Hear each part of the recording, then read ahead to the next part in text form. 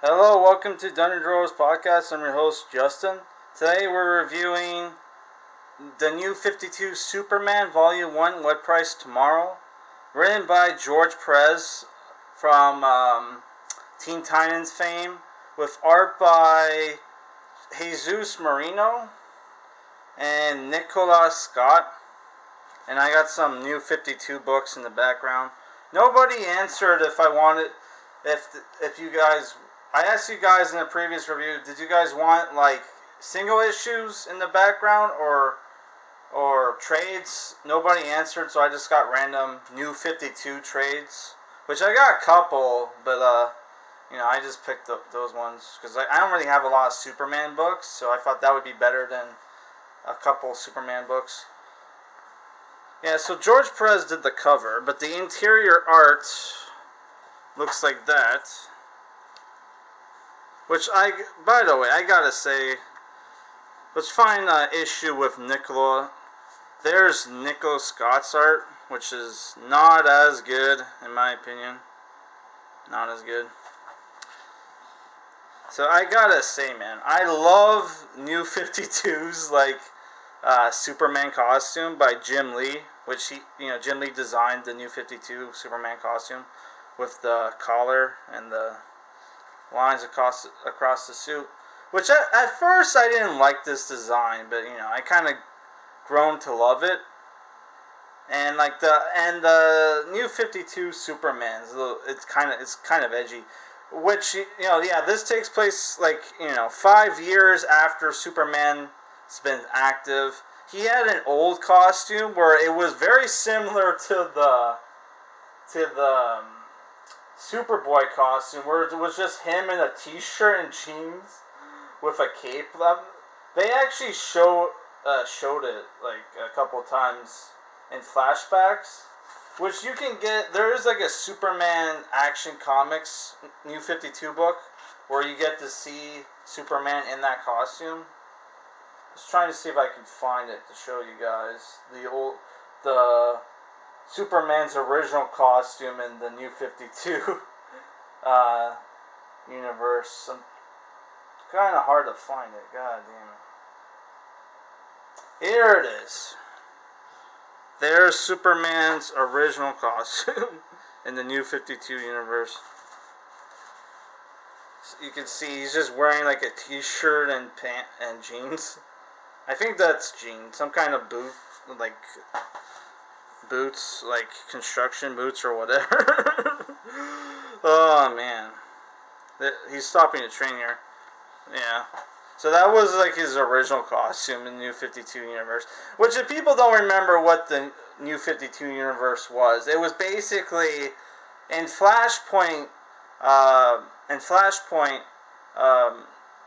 Barry Allen somehow was transported into like a alternate dimension, alternate reality where things were fucked up, were messed up. And it was revealed near the end that what happened was Reverse Flash tricked Barry Allen into going back in time. Well, yeah. I guess, no, he didn't really trick him, but basically Barry Allen went back in time to save his mom, which that's one of the Flash's superpowers, and like somehow that resulted in the New 52 universe, where they incorporated like a bunch of the Wildstorm characters, like Grifter, which you can see him back there, and like the Authority characters and Stormwatch. Though not like in Stormwatch, I didn't see any of the Stormwatch characters from the Image comic book, but like it just looked like they just took they just took the guys from the Authority and put them in Stormwatch, which they mentioned Stormwatch at the end of this book. So the story for this comic is basically Superman is kind of in a pissy mood because the Daily Planet was sold to this conglomerate called Global News. And like Lois Lane is no longer like a frontline reporter; she's a producer. And like Perry White is still like running the place. Which Perry White Perry White is drawn in this very Jim Lee art style. Let's see if I can find him again. Also, General Lane is in the book, who keeps giving Superman, like, you know, crap about his daughter. It's like, don't bang my daughter, Superman. Which Superman gets cucked in this book. Yeah, like she's dating. There's Perry White. He looks very like he looks like he's drawn in like a very Jim Lee art style. Look at the square jaw. Yeah.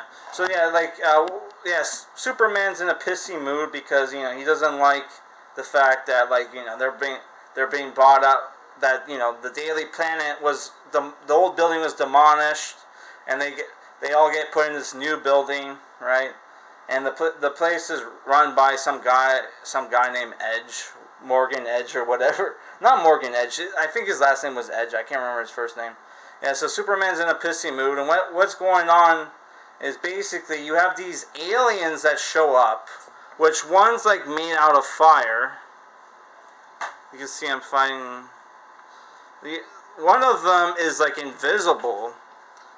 Which that was pretty cool, because like Superman, he was only invisible to the Superman, so Superman could only fight him by relying on cameras. So he once he figures out that everybody else can see the monster, he lures the monster into this video store and fights him using the cameras, which that was cool. And the third monster is this chick. Which they turn out to be like some nanobots that were collected by the Collector, who's this alien, kind of like Brainiac, which Superman fought in the previous story, I guess. Which they reference previous stories of like Superman, right? Where like one where you find some mad scientist who created this giant monkey called Titano. See if I can find that. And these aliens called Sky Raiders. Not Sky Raiders, people called Sky Raiders. And yeah, why that's important is basically the alien nanites decide instead of fighting Superman, they create a copy of Superman and like put Superman to sleep in the atmosphere, right? So they masquerade as Superman near the end of the book. And they kill his old villains and try to take over, but then Supergirl shows up, who Supergirl at this point is still a new native to the planet, so she doesn't speak English. See if I can find her. Yeah, she saves this guy, who's a reporter that has a hard-on against Superman, but once he's saved by Supergirl in the original Superman, which the original Superman shows up to fight the dude, and it's pretty one-sided. Yeah. So that's basically the story. Sum it up: aliens show up, Superman beats the shit out of them. He gets gaslighted for a while by an evil Superman and saves everybody with Supergirl's help, right? And then everybody who had doubts about Superman throughout the book start to believe in Superman again, right? So, I don't know, I enjoyed this. I thought the art was good. I thought the story by George Perez was actually pretty good. The dialogue was kind of hit or miss at some points. But overall, I thought it was a good book, and I would say I would recommend it.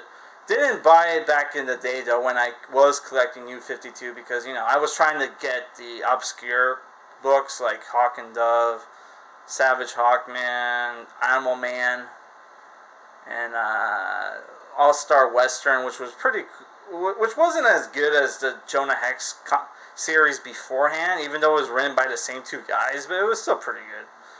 I can't remember other DC titles New 52 titles I was collecting. At some point, I'll show off my New 52 DC keys, which this book costs, by the way. This came out in 2012, by the way. Oh, there's the back art. It costs 15 US, 18 Canadian, by the way, which, you know, decent price. I would recommend it. Yeah, this is a solid 7 out of 10. And by the way, that book right there, the one I'm pointing at, Earth 2, That was the motherfucker that made me quit comics for a couple years. That piece of shit right fucking there. That was the fucking book I read that made me quit comics for like 8 years or some shit. It wasn't 8 years. It was like 2013 to 2019. So like, like 6 years, I guess. That motherfucker right there. That was a piece of shit. At some point I might review it. Yeah. Alright guys, that's it for this review. My next review is going to be this book, which is thick as hell.